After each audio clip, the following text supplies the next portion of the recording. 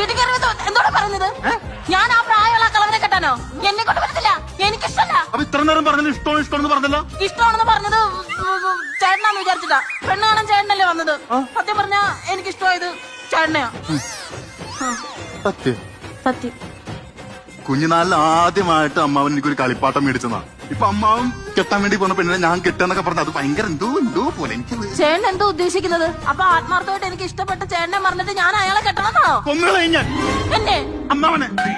നീ എന്റെയാണ്, എന്റെ മാത്രം. I love you. Me to.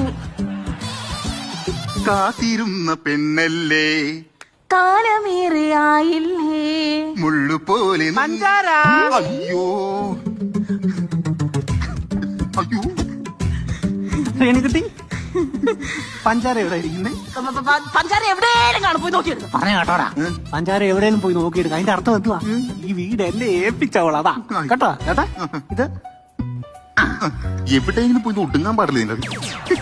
ഇപ്പൊ തന്നെ അമ്മാനോട് കാര്യം പറഞ്ഞ് മനസ്സിലാക്കണേ. എന്നെ കൊണ്ട് പറ്റത്തില്ല, എന്നെ കൊണ്ട് പറ്റത്തില്ല. ഇത് പറ എനിക്ക് അയാളെ ഇഷ്ടപ്പെട്ടത്, ചേട്ടനെ ഇഷ്ടപ്പെട്ടത് പറഞ്ഞേ. ഞാൻ പറയൂല. എന്താ പറയാ? ചേട്ടൻ പറഞ്ഞില്ലെങ്കിൽ ഞാൻ പറയും. ഇതെന്റെ ജീവിത പ്രശ്നം. പറഞ്ഞ് മനസ്സിലാക്ക്. അങ്ങനെ പറയല്ലേ. 2 അറ്റാക്ക് കഴിഞ്ഞ ആളാണ്, 3ാമത് അറ്റാക്ക് താങ്ങൂല. അതൊന്നും നോക്കേണ്ട കാര്യമില്ല. എനിക്കത് വെച്ച് കളിക്കാൻ പറ്റത്തില്ലെന്നേ.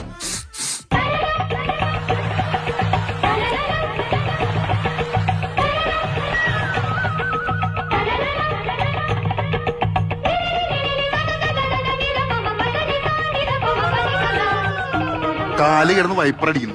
നാണം കൊണ്ട് കളം ഈ കുഴിനകം